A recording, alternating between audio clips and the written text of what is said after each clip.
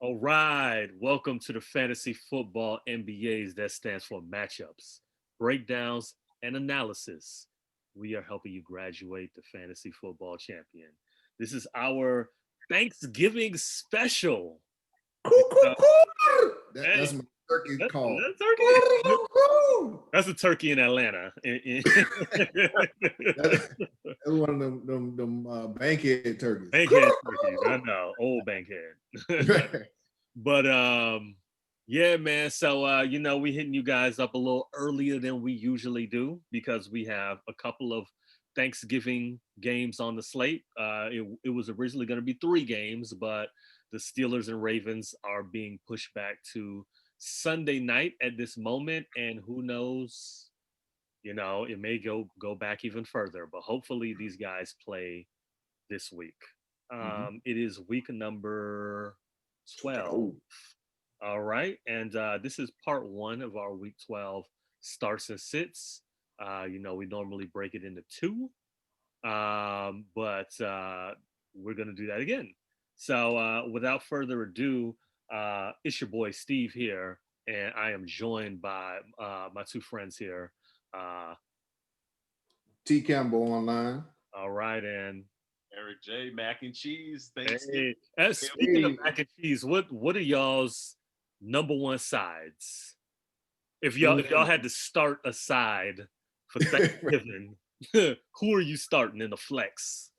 Yeah, I'm definitely starting dressing for Okay, Thanksgiving. okay. I'm shading green bean casserole. I fully support that. Yeah. What Yeah, about you, EJ? It's the mac and cheese. mac and cheese for me, and I mean the yams is a. I love me some. I'm a yam sweet potato kind of guy. Also, Yeah. Okay, I feel you. I feel like you. I'm gonna be that dude. Like when you see the memes, like when the mac and cheese touch the yams, like I know, right? Yeah, I'm gonna yeah. be me tomorrow with that one tear like glory coming down my face when my food hits the table. You know, Yeah, I was late on that. I was late on that yam and mac and cheese combo, but it's pretty good. it's I pretty can't good, man. It's pretty solid. I'm team mac and cheese too, man, all the way, man. Like, I mean, I like dressing too, but nothing beats mac and cheese for me. So I'm rolling with that. So that's just me. So, but anyway, let's get into these games here. Oh, what? T Campbell, where you at? Oh, I'm gonna go ahead and get started anyway, though, because I know T Campbell, whatever he is working on, I think he's actually fixing up his Thanksgiving wait. meal right now as we speak. Absolutely, man. That was my timer, man. My timer The went timer off. going off. Yeah. I was like, what are these kids up there doing? Oh, that's me. That's on me.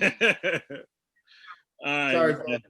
This is live. We live and direct. Thanksgiving week. Got the timer going. So we're gonna get things started with the Thanksgiving games. And the first game we got is the good old Detroit Lions serving up fantasy goodness Thanksgiving style to the Texans as they always do every Thanksgiving, right? Uh, Can somebody put in just a comment in the comment box? Can we get more different teams to play on I Thanksgiving? know, Because please, let's start the petition. Yeah. golly. Yeah, yeah. But Mm. this game right here, there might be some lost potential in this game, especially on the Detroit side. Houston, one of the worst run defenses in the league. DeAndre Swift may not be playing in this game. He is still in concussion protocol to this moment. So just make your adjustments accordingly. Be prepared to not start him, but he could start. If he does, he's a definite go. If he doesn't, I think I could roll with Adrian Peterson and give him another shot. Houston is just so bad. I'm just hoping that hopefully we could get something out of there. Kenny Galladay may not play either. If that's the case, definitely fire up Marvin Jones. If Kenny Galladay goes, of course you play him. Mhm. On the other side, Houston. Um, you know, I want to know what y'all think about this one because I'm still not sure on this one. Duke Yo, Johnson. he's yo. He's such a bum, man. He's I a was bum. I was expecting big things from him these last few games, and Yeah, he's literally done nothing. Like he'll run the ball 10 times and he'll get 15 yards. right. This is the ultimate matchup here. Detroit in the last 4 games, they're giving up 40 fantasy points a game to the running back. It's so enticing, but I I'm know. a Duke Johnson owner. I had him as a handcuff to David Johnson. I can't risk it again. I'm literally fighting for my playoff life, and Yeah. I can't risk it. It's so crucial, and that's a good point, T. Campbell. Like at a time like this, that's so crucial. You could do a whole lot better than Duke Johnson, even given this beautiful, glorious matchup. So leave it up to the guys who can deliver. That would be Right. Brandon Cooks. That would be my man Will Fuller, still healthy, unbelievable. Comeback player of the year, Comeback player of the year. hands down, bro. Obviously, Deshaun Watson as well. You roll those guys out, and I also want to note T.J. Hawkinson on Detroit as well. I would roll with him. Houston actually gives up a significant amount of points to the tight end, especially lately. So I think T.J. Hawkinson has an opportunity there as well. You guys got anything else on this game? Anybody rolling with Stafford? I'm not personally, but you know, No, you know, no. Stafford without Kenny Galladay reminds me of Matt Ryan without Julio. It's Mhm. just to me, it's not even it's night and day. And it's Yeah. not even an option to me. Moving on, we got the Washington football team against the. Can we flex the Thanksgiving games too? Like seriously, man. We got the Washington football team against the Dallas Cowboys. Um, That used to be something to that see, was right? supposed to be something at the beginning of this year. Uh, although I will say the Cowboys kind of surprised us this No, past week. They came out to buy. They got a plan. You know what I mean? And Almost worked. it I almost trashed worked. Andy Dalton last week too. I Yeah, was he actually looked like a football player last week. exactly. Like he was supposed to look. Yeah, At least what he's getting paid. Um, right. Washington, their defense it can be pretty tough. Um, I don't know if the Cowboys are repeating this again. I can't trust these guys personally. Yeah, If you start one guy, you drafted Zeke in the first round. You drafted Amari Cooper probably in the second or third round. You probably start those guys. you I drafted CD Lamb. Yeah, I don't have to start CD Lamb though. I think I could find some better options. Like a Michael Pittman. If it Even a wasn't Nelson Washington, I Aguilar. would play him. If it wasn't Washington's defense, I'd probably play him. Yeah, I agree. And he was a different player when Dak was there. The whole team actually, was. Whole team is amazing. I Mm, mean, before you were talking about, 350 yards divvied up in the right, passing game. Now, we're probably talking about 250 at best, so maybe right, three. So yeah, so look, if I could start Cooper, but I don't really feel good about it. right. Um, on the other side, I'm definitely rolling with Antonio Gibson. He's been looking great lately. I don't see McKissick. I don't see this as a game where they may have to catch up and throw a lot of passes and do a lot of dump offs to McKissick.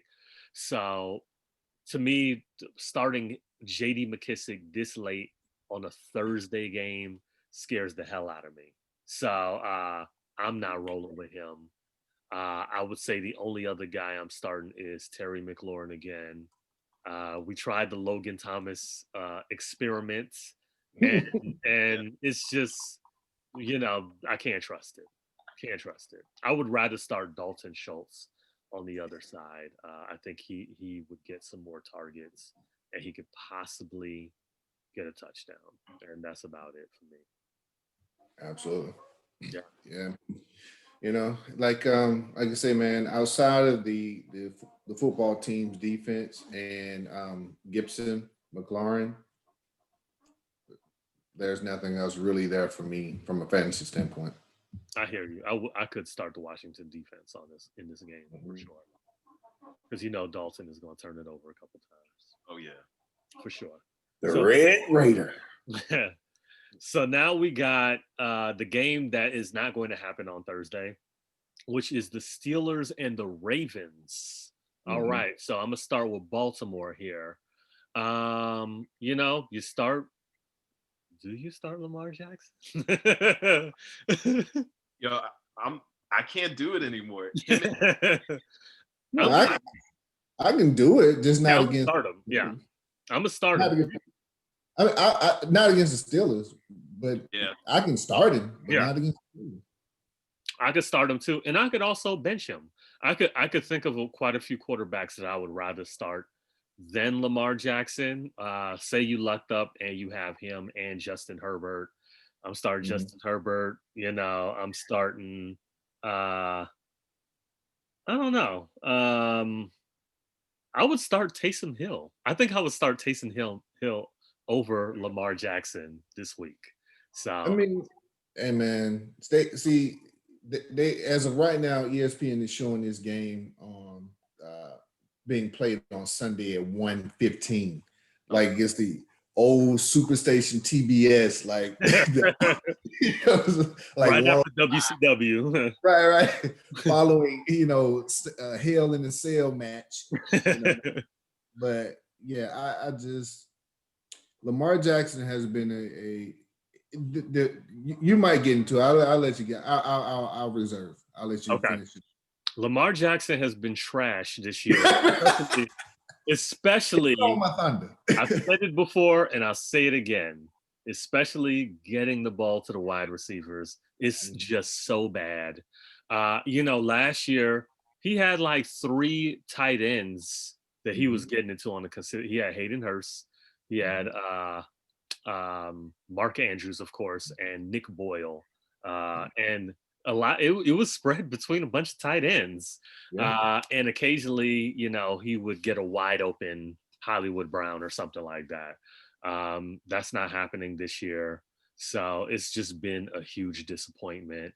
I wouldn't start anybody other than Mark Andrews on Yeah. the passing game. In the running game, I would actually, if he's playing, I would take a shot on Gus Edwards because so Mhm. far it looks like he'll be the only game in town uh, Yeah. with J.K. Dobbins and Mark Ingram being put on the COVID list. Right. If he is the only one going, I'll start him. James Robinson had a successful day against them last week. Gus Edwards, he's good. You know what I mean? He's just been splitting the carries with other people. So I feel confident in him, at least to give RB2 numbers. Absolutely. I said it here last week, man. Listen, you know, it's all set up for him, just like Duke Johnson. There's nobody pushing you at this point. Like, just go get it, brother. Yeah. Yeah. There's no other healthy running back of note on that roster that's going to play this week. Yeah. No, I agree totally. I don't I don't know, man. Buck Allen might come out of nowhere. Yeah. Now, if he comes back, that's when you shut off the TV and you watch something else. That's when you go up for your second round of food if that happens. It's But yeah, definitely no, going to be a heavy Lamar Jackson running the ball game. Is not the Steelers' pass defense is strong enough to hold. I mean, they held Hollywood Brown to one catch earlier this year, week 8. I mean, I see more the same. This is not going to be I don't care if it was played on Turkey Day or if it's going to be played on Sunday. This is not going to be a good game for Baltimore. yeah, It's hard going undefeated. Yeah. Only 2 teams have done it, but this is not the week that the Steelers lose unless some unforeseen thing happens with Ben. He is carrying a injury designation for the first time this year, a soft tissue quad injury. So maybe that plays into it, but doubtful because the Ravens are one dimensional. All they have is a run game, and Yeah, their running backs are out. So Yeah, I don't know what they're gonna do. yeah, It'll yeah. be a long, long day. yeah. A I lot of think three and outs. it's going to be a tough day for them. I don't like their prospects, but I think I mean somebody who has Duke Johnson. I think I would give Gus Edwards a shot over him at this point because For sure. I need I need like a spark at that position because Mhm. like you said, a lot of people this week fighting for playoff spots, and some of the running backs, it's tough sledding out there. So I think Edwards, like you said, him being the only one, you might have to roll with him. But Yeah, I think, like you said, it's going to be an ugly game for yeah, the Ravens. for sure. On the Pittsburgh side, I'm gonna still roll with my usual people, but I will say one thing: James Conner has not been very good lately, so I'm a little afraid of him. If you have him, you may have your options may be limited, but if you were able to pick up, like a Raheem Mostert, looks like he might be coming back. James, not James Robinson, but Jonathan Taylor, they've been showing some confidence in him.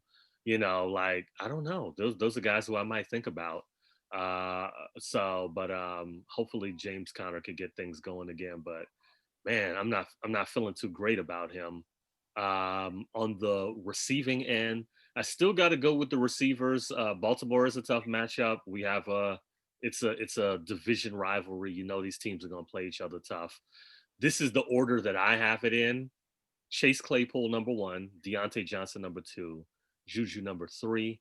And the reason why I say that is because Chase Claypool is more of the touchdown guy. He doesn't really get a lot of yardage, but he does seem to just continuously find the end zone. So for me, I feel like he has the best chance of getting you more upside game.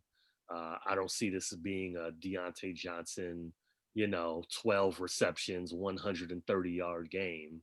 He Mhm. seems to get the most yards out of them. So, yeah, so that's what I'm rolling with there. How about you guys? Yeah. I actually, you mentioned it, but I mean, on the Ravens side, I think this is a game that we see more Mark Andrews in this game because it's just the he has to throw the ball. He can't run if Gus Edwards is marginally effective if he plays. That's just gonna he has to get rid of the ball. He can't do it all himself. So I see Andrews in this game.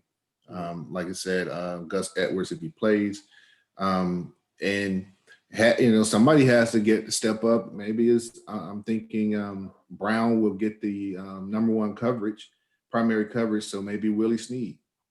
It's a possibility he could sneak an end zone. Yeah. I'm not starting him, but yeah, he could. I mean, again, if you're thin, due to injury and COVID and whatever, maybe you had Ingram at your flex or Right. JK at your flex. Maybe you can roll the dice and insert Snead as a flex. But I mean, it's a dicey proposition. But you know, the what are you gonna do? What you gonna do? It's No, slim pickings out there now. It's yeah. No, I like the receivers this week against because Baltimore is one of those teams where sometimes you might hesitate to play receivers against them, but I mean even in last week's game, like Tannehill was able to throw on them a little bit. I'm pretty sure Corey Davis played pretty well, and I think AJ Brown had a nice game also. So you can throw on them. I think as long as you have some good balance. Um, Not sure but like you said, Connor hasn't played great as of late. But I don't know. I think like Baltimore, they look. I don't know. Their team just like looks like they're yeah. trending down. Like they kind of like quit last week, and sometimes like you come back the next week, but they look like they're starting to like go in the tank. So Yeah, I think it's only going to get worse for them. I'm with you. They look like they might not even make the playoffs this year. So, but we'll see. Next game up, we have the Las Vegas Raiders going against the Atlanta Falcons. So let me get started with the Falcons here. If Julio Jones does not play, these guys are in trouble. I'm starting Calvin Ridley regardless. I think he's the only one that can sustain some fantasy value along with Todd Gurley as well. Right. The Raiders are, lately they've been, given a decent amount to the running back. So Gurley does have a chance for a bounce back game this week. I don't like Matt Ryan because I think even if Julio plays, he's just going to be a decoy. And, Mm. and if the Raiders are smart, the Raiders have been playing like a smart football team this year. And I think they'll continue to play like a smart football team and acknowledge that if Julio's playing, he is a decoy. Um, I'm not, man, I would love to play Hayden Hurst. Um, if Julio's on the field, I might play him, but if he's not on the field, I'm not playing him because he has not been good when Julio Right. is not on the field. Yeah. Uh, Which is counterintuitive, right? right, you would think, oh yeah, more target share, but they just look like trash. Just more He three and can't out. create his own shot, man. Yeah, exactly. He's just a spot up shooter, man. That's it. Can't create his Like, own shot. Off the dribble, he's terrible. You know, no no left hand. ISO. No left Yes, hand. Yeah. no limit. But on the other side for the Raiders, Nelson Aguilar. I'm telling y'all boys, the only thing about him is that he seems to have a pattern where he gives you good game, nothing. Good game, nothing. Last week Yeah, he did have a good game. So the trending yeah. will tell you that he's gonna put up a stinker this week. But I'm going to trust him. I'm Mhm. actually gonna start Nelson Aguilar this week against the Atlanta Falcons. Um, Josh Jacobs, believe it or not, the Falcons have been very tough against the run lately. We said that before the Saints game, Right, and Saints did not really get much off the ground with the exception of the quarterback. right. But with that being said, y'all know how I feel about Josh Jacobs. He's got to get into the end zone.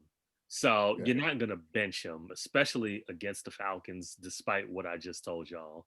Um, and I just think that he's going to get enough opportunity that he could still get into the end zone 2 times. I don't expect him to get a ton of yardage in this game, but I could see him getting 2 touchdowns, or 55 yards rushing, so I can totally see that.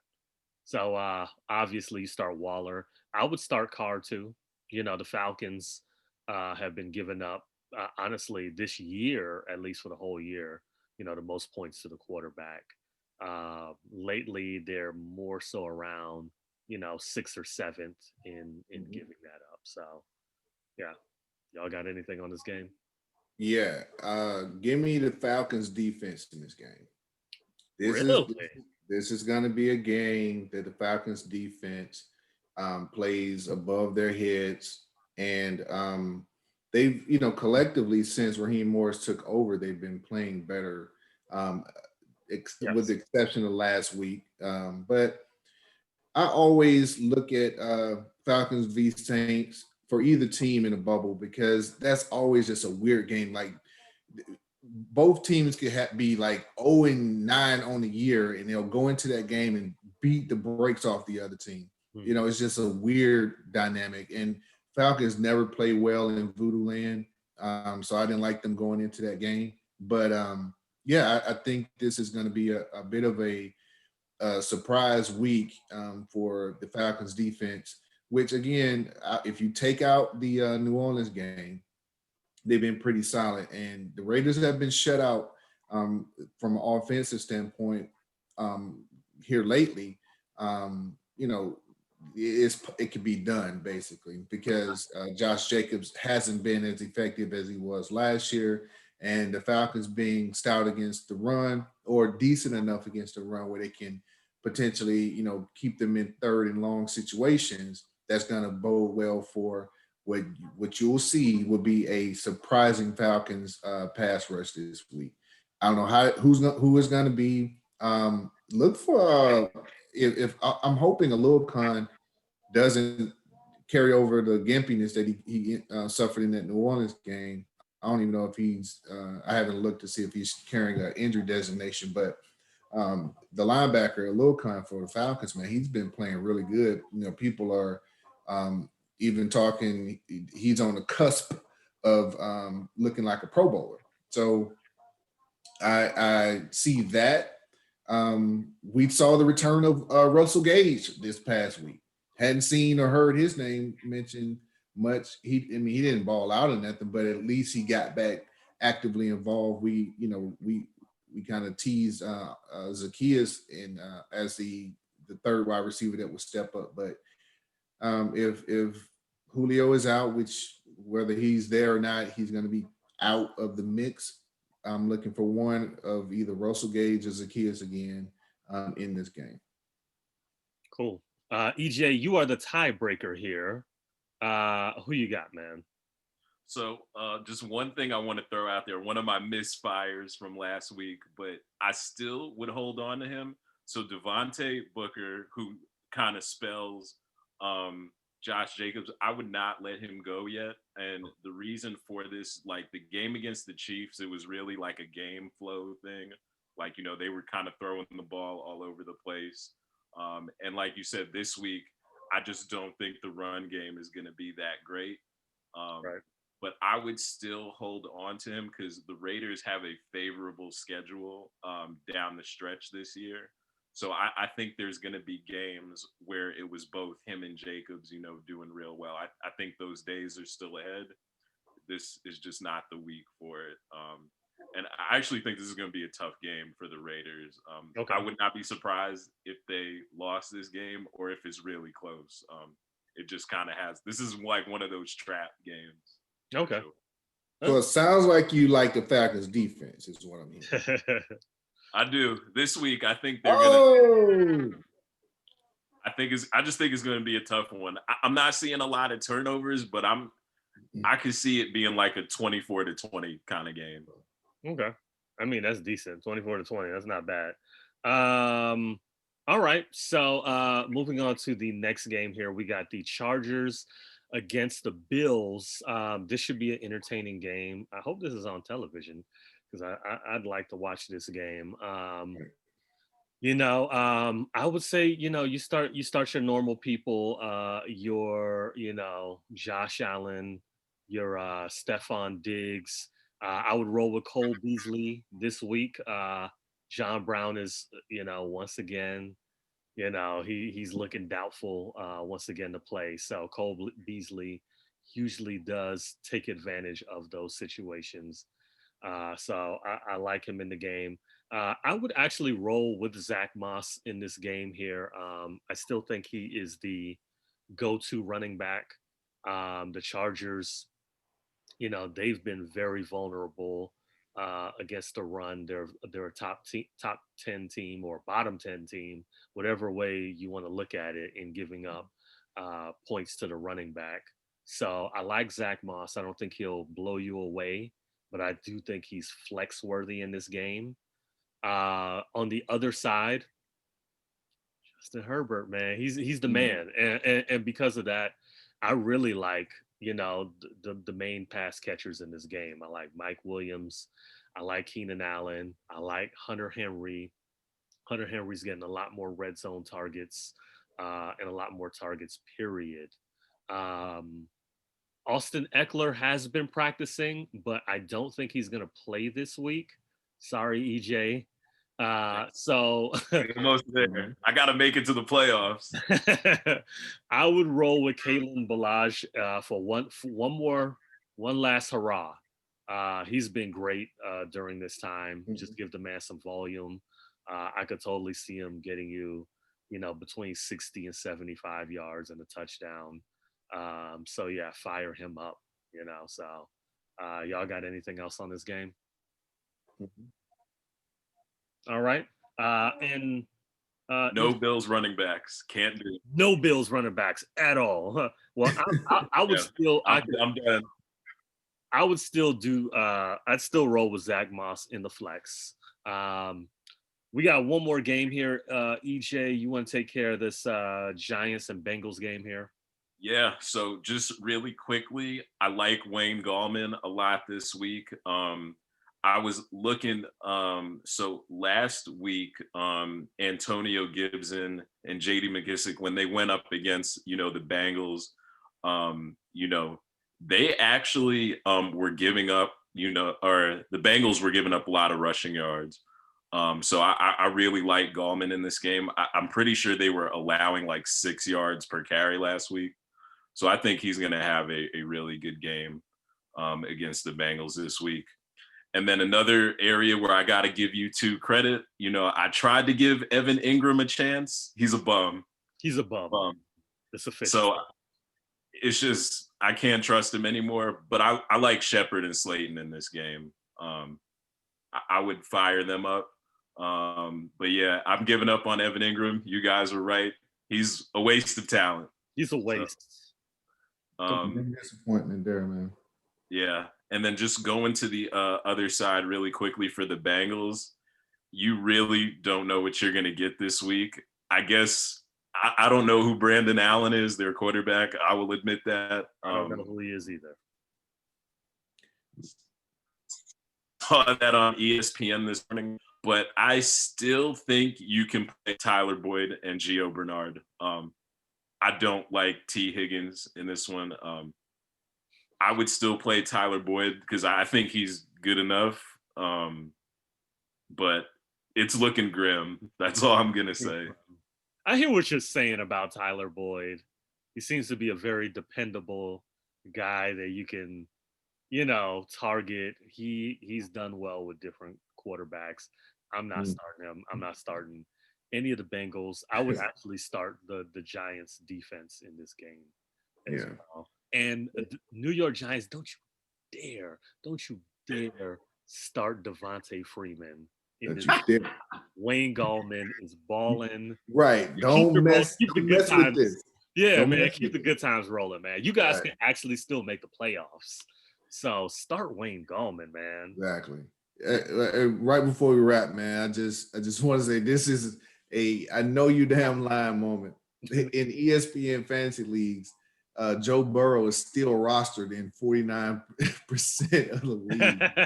I don't know what footage they saw, but I saw somebody going the opposite way that it's supposed to ever go in life. Oh man, that's crazy. Newsflash, he ain't coming back this year. He is not coming back this year. I can guarantee that. Put a stamp on it. Put a stamp on it. Well, that wraps things up for our Thanksgiving special for the part ones of the Week 12 starts and sits. Make sure to tune in for part 2 of the Week 12 starts and sits. And make sure to also like and subscribe so you guys can continue to get notifications and let you know when we're posting. And also follow us on social media. We're on Instagram, we're on Twitter at Fantasy Football MBAs. You guys got any parting words? We got a couple of minutes left. No, not for me, man. Just enjoy, be safe, guys. Keep the gatherings real close, tight, real tight, so we can eventually all get back out there, man. Definitely. Be responsible. Yeah, man. Well, all right. Well, until next time, we will holla at you guys. Peace.